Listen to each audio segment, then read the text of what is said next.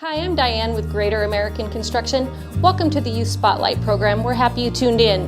We are pleased to partner with Spokane Talks Online to promote this wonderful new program. My husband and I started Greater American Construction over 23 years ago.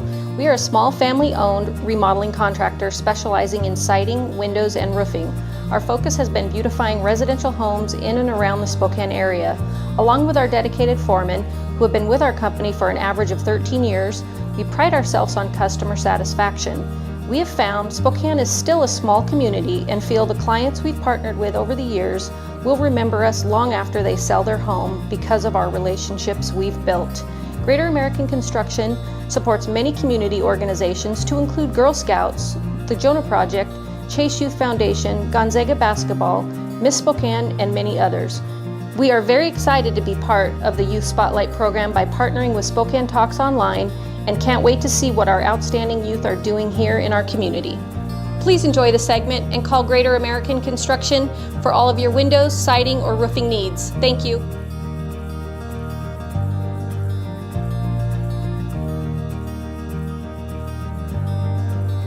Hello, Internet. My name is Brady Magruder, and welcome to Youth Spotlight. I'm your new host, and today we have Olivia Arbayo-Sainz. Arbayo-Sainz, that's right.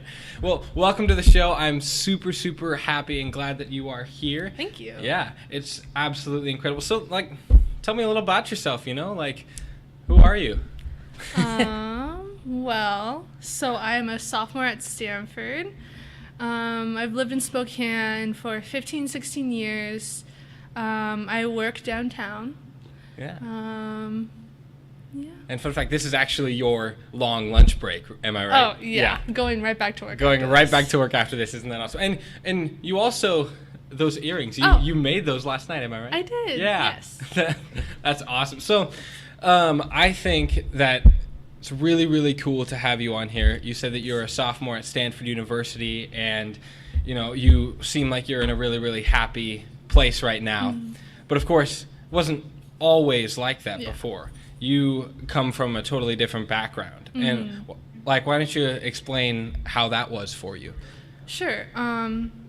So, like you said, Stanford does, when I say, I go to Stanford, you do get that picture of, wow, everything's perfect, or everything's going great, you're in a great place right now. And it's true that I am in a great place right now, but like you said, it wasn't always the case. Right. Growing up, I have been homeless for many years. For example, all throughout middle school, I stayed at the YWCA Battered Women's Shelter in Spokane. And then 9th and 10th grade, I stayed in St. Margaret's Shelter for women. So throughout schooling, I have been in shelters, and that's because of my tumultuous home life that I had with my biological family, whom I'm now emancipated from. I emancipated myself a couple days before my 18th birthday, and there's a whole story behind that too. Oh yeah. It's kind of the judge looked at me like, "Are you crazy?" But yeah, so definitely a difficult upbringing, but I'm here now, and I think I'm okay with that. Yeah, that's so awesome. That's so inspiring. And I imagine life in the shelters must have put a lot on you. Might have put a lot of stress, a lot of pressure. Might have met a lot of people with maybe similar upbringings as you as well. Yeah, it definitely did place a lot of stress on me. In every facet of my life. For example, especially my social life, actually. Yeah. Because people would ask, can we hang out at your house? And I would make up excuses every time, like, no, I have family over, or no, my mom doesn't like me having boys over, or I would always lie, or I would give a fake address. I would say I lived in the valley, or I lived far away. Yeah. So it did place a lot of stress on me. I had a lot of shame. Because I had no one to tell me that I shouldn't be ashamed, which I definitely look back and think that none of that was my fault. Right. But yeah, a lot of stress. Academically, it was very difficult especially when I went to Gonzaga Prep.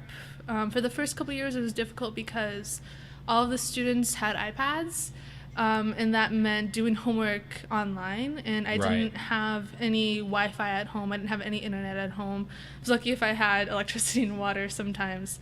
But yeah, so it was very, very difficult. I just remember, and I love this teacher to death, but I remember at one point I lived on Sprague Avenue, like really East Sprague Avenue or Yeah. West Sprague Avenue, a couple of the first blocks. But it's famous for prostitution and drug usage. Of course. At least, especially a couple of years ago, before all the remodeling and whatnot. Mm-hmm. But I remember one of my teachers in freshman English used Sprague Avenue as an example for the slums, and I was like, oh crap, I live there. I'm like, I definitely can't open up about my home life at school. Of course. Because that just further solidified my shame.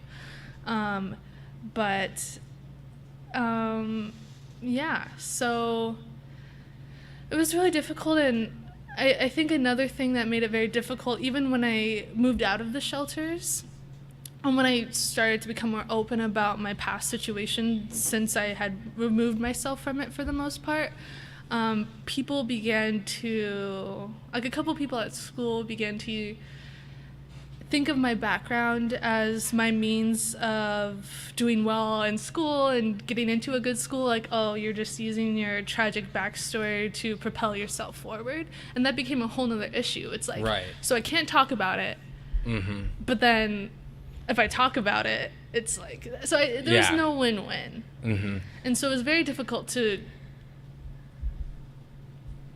I wanted to I didn't want to keep those fears separate anymore. I wanted to be very honest, very truthful. Right. But I felt like, You wanted to come in touch with who you are and everything that you've been, like hiding, like how you didn't want to tell them your parents' address, or that you would make up these different stories, It's that versus coming forward and being honest, and even that has its own consequences, Yeah. which is dumb in itself.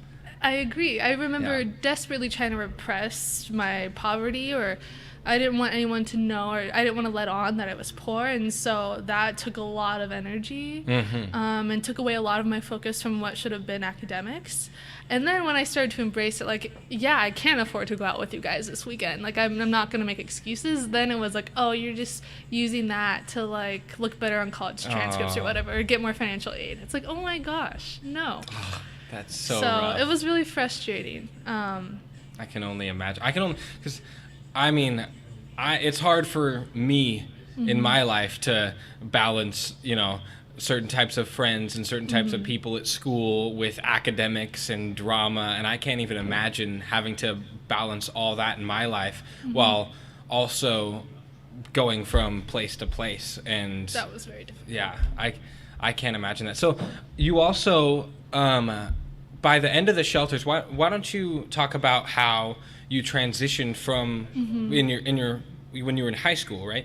From living in the shelters to living elsewhere and finding more stability there. Yeah, so it was definitely an ongoing process. Right. So I lived St. Margaret gave my mother and I a year lease at the Sprague Apartments, and then a triplex on DeSmet. And it was very difficult living with my mother. We have a very rocky relationship at times, hence the emancipation. And once the second lease was up, I'm like, I can't do this anymore. Right. And I remember it was the first day of my junior year. I was just in tears to my school counselor. Like, I have nowhere to go. I don't know what to do. I don't think I attended classes until the second or third day of school, Right. because it was terrible timing. But luckily, I had a friend at the time that her family took me in, and that didn't work out after about a month or two. And so then I lived with another family, and I lived with them for a year and 8 months, and I love them so much. That's so Still on great awesome. terms with them. Yeah. I miss them. But then I decided to move in with a different family, the family that I live with now. And I met the mother, Dana, at work. She was my friend at work for a long time. Yeah. And we hit it off, and then I started hanging out with her and her family more, and then I was like, wow, I really love this family, and I really would love to have a place in it. And so I've been living with them. I moved in February of last year, so like a year and some change. Wow. But yeah, I love them so much. That is and really cool. yeah, so I feel like I'm in a very, very good place right now. Oh yeah, definitely, and it's pretty amazing to have that support there as well. And so another thing that like I'm interested in is to know exactly who you were then, because you were balancing all that, and you certainly have probably changed from then to now, of course, and part of that was probably being with you maybe not really coming terms with yourself and the life that you were having, and now like you're open on it, talking about it on Spokane Talks. I mean, this is really, really amazing and inspiring for you. Yeah. For me. For us both. Yes. But looking back, I felt like I was kind of a chameleon. I think I had to adapt to a lot of different terrains or climates, because, and this is something that I didn't realize until moving with other families, but each family dynamic is so unique and so specific, and it takes a lot to really fit yourself in it. Right. And so I feel like I had to kind of reinvent myself with every new family, to better solidify my place in it. And so I've gone through a lot of transformation the past couple of years in terms of religions, in terms of a lot of different kinds of beliefs. And right now, having just come back from my first year in college, I feel like for the first time, this is the most me that I've ever been before. Right. And I right now, I really do have that support just to be who I am in the moment, and I'm not having to juggle a lot of different expectations of myself, which is really great. And so, yeah, it's a new and very liberating feeling. I bet. And so I can also only imagine how maybe stressful and difficult the application process was for Stanford University. I mean, I've seen a lot of people, wishing they could go apply there, and it is one of the most top-notch schools in the entire world. Like, that's so cool. And you're going there. Whew. That's awesome. I do acutely remember the application process. Yeah. I was actually just talking about this with my brother yesterday when you called. Oh, yeah. About this interview. But, yeah, so I started the college application process the spring of my junior year, so very early, because I did this program called QuestBridge, and I applied to 8 or 9 schools like by September 27th or something. It's like ingrained in my memory. Right. But yeah, I applied to 8 or 9 schools, and honestly, this is kind of funny to me now, but Stanford wasn't my number one, because through QuestBridge you have to rank your schools in order of preference. Right. Stanford was number 2.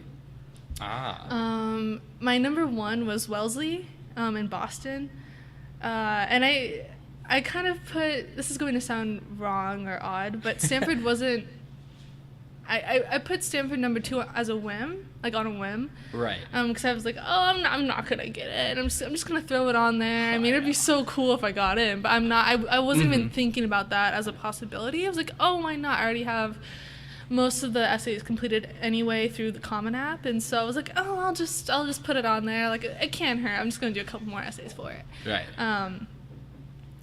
So I remember finding out December 1st of my senior year was insane. I remember that day very well. So I went to Gonzaga Prep, and there was a priest there, Father Byrne, whom I love so much. He's a very wise, insightful man. Yeah. And I remember, so the results were going to come out later that afternoon, and I hunted him down. I was supposed to be in class, but I skipped. Don't tell the principal at prep. But I hunted him down, and I sat him down. I was like, Father Byrne, I need you to pray with me. I want you to pray that I could handle rejection. And he looked at me, and he knew what was going on. He was like, oh, you're not going to need that, but I'll pray with you anyway. Yeah. So I was, like, adamant, like, I'm not going to go anywhere. I'm not going to be matched with just getting the scholarship. Because ever since, like, the first or second grade, I had this very strong anxiety surrounding college. Like, will I be able to get in, money, all these different things. And I was certain up until December 1st that I would not go to college because of the money.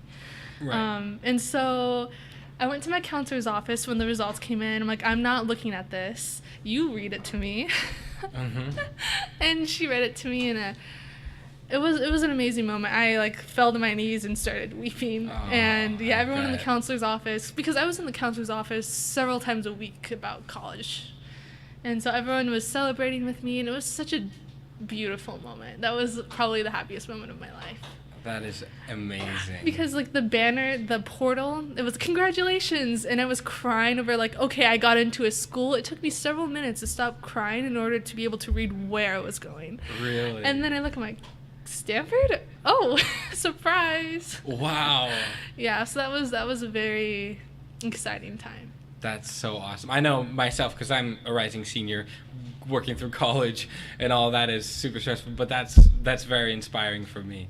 And so, well, I just wanted to thank you for coming on. This is really, really amazing. Your story is awesome. Thank you. I'm proud of you. Everybody's got to be proud of you. This is super, super great, and just thank you for coming on the show. This is absolutely amazing.